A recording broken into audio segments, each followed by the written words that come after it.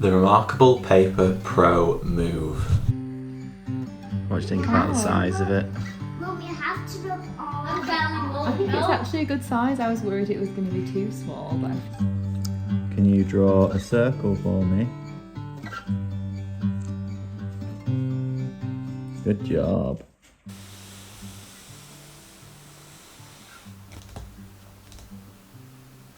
reMarkable have kindly sent this the day after launch day, so I'm aware there are already a few unboxings and some really good ones, by the way, but I'm just going to give my thoughts here, my initial thoughts and impressions on the reMarkable Paper Pro Move.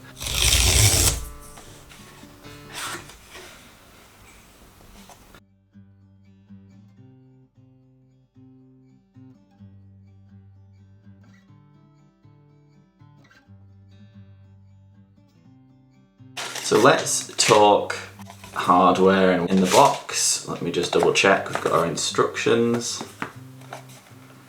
and we've got our USB-C cable. It is USB-C to C. We've got our marker tips.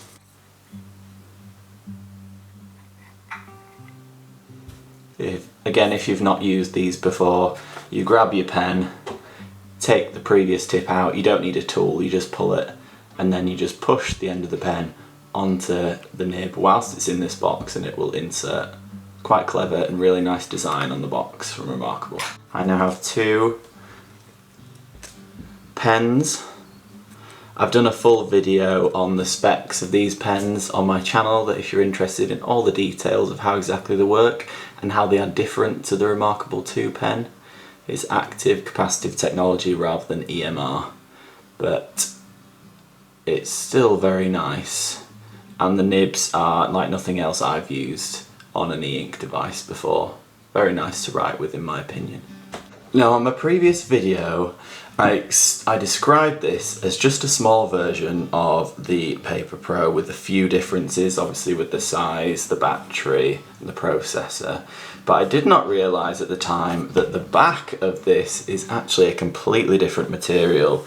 This feels incredibly soft, a bit like, it feels like it's probably a bit like a plastic, even though it feels kind of like a material, like a leatherish material, but I'm pretty sure this is plastic, so not a solid aluminium body like we had on the Paper Pro. I'm just going to get them side by side so you can see the difference here. So there you can see metal, plastic here. And I believe that having this back separate means it's easier to get inside it for repairs if you do need that. Now hopefully it won't come to that, because the width is actually slightly thicker than the reMarkable Paper Pro. See if we can get them side by side here. There you go. You can see the Paper Pro move ever so slightly wider, which just by the feel of it, I already feel more confident in carrying this around, that it feels a lot more robust. Obviously it's lighter weight, but I would feel very comfortable putting this in a pocket or a bag. The reMarkable Paper Pro, I've never felt confident putting this in a bag. That might just be my own lack of trust in the stability. I've just seen too many pictures of broken screens from people putting this in a bag. However, this, they've made it thicker, and I feel like this is, well, it's meant to be portable, so I think they've purposely made it more robust. We have the 4 contacts on the bottom to stop it from sliding around, although I imagine most people will be using it in their hand like this. Should we do a quick size comparison before we turn the device on? Here's our Paper Pro. Here is our reMarkable 2. Here is the Paper Pro Move. A massive difference there. And I thought the difference between the reMarkable 2 and the Paper Pro felt significant, but this is really this is a really big difference, and something that'll be interesting to see how I get used to it. But this is a form factor that I have been very interested in.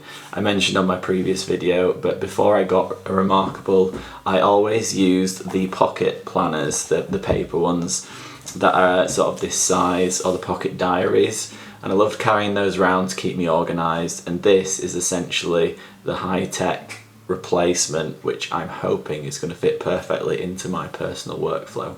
Let's get it turned on, get set up, and I'll be back in a moment. Step 1 is to sync your marker. Step 2 is to connect to your Wi-Fi.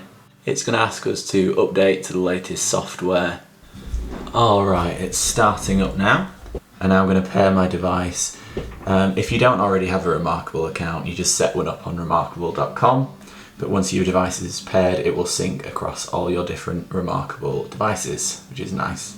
It's asking me to create a passcode, choose your writing hand, and now good to get started.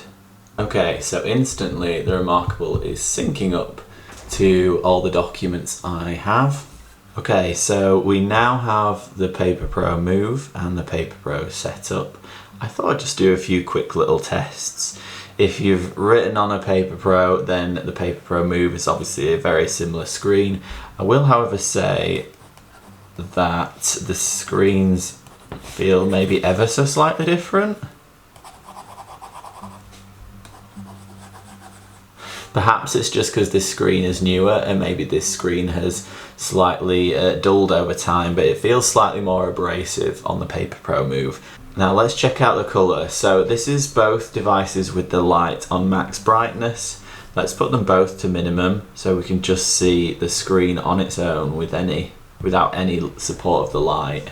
This screen looks a lot more yellow than the screen of the new Move. Again, it might be something that has just impacted my Paper Pro over time.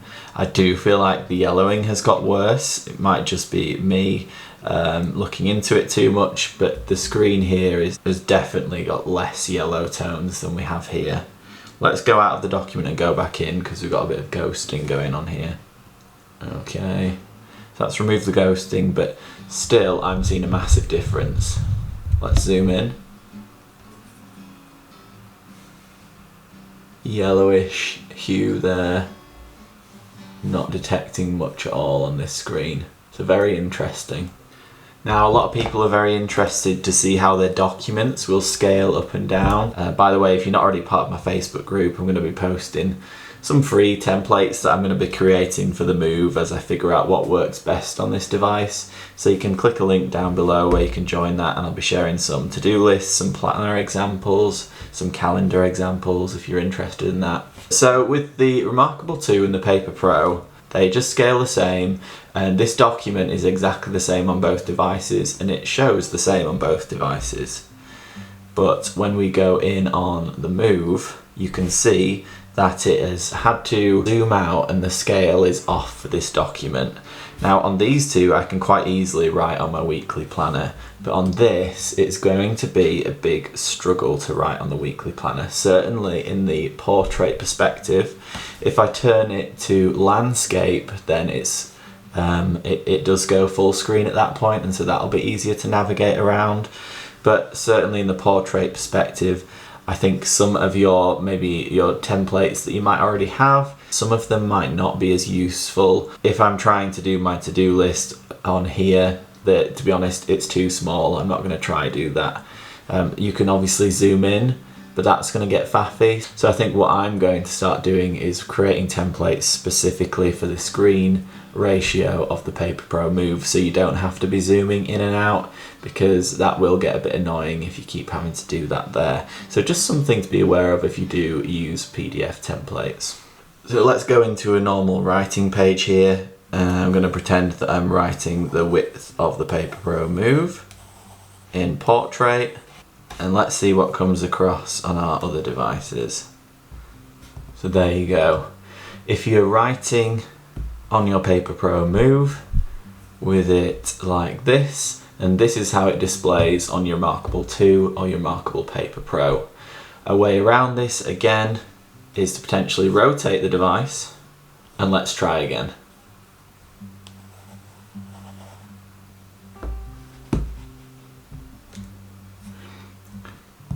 There you have it. So in summary, I'd say if you do have multiple devices and you want to use the cross compatibility and the syncing between each of them, it's probably best to write with it like this, landscape.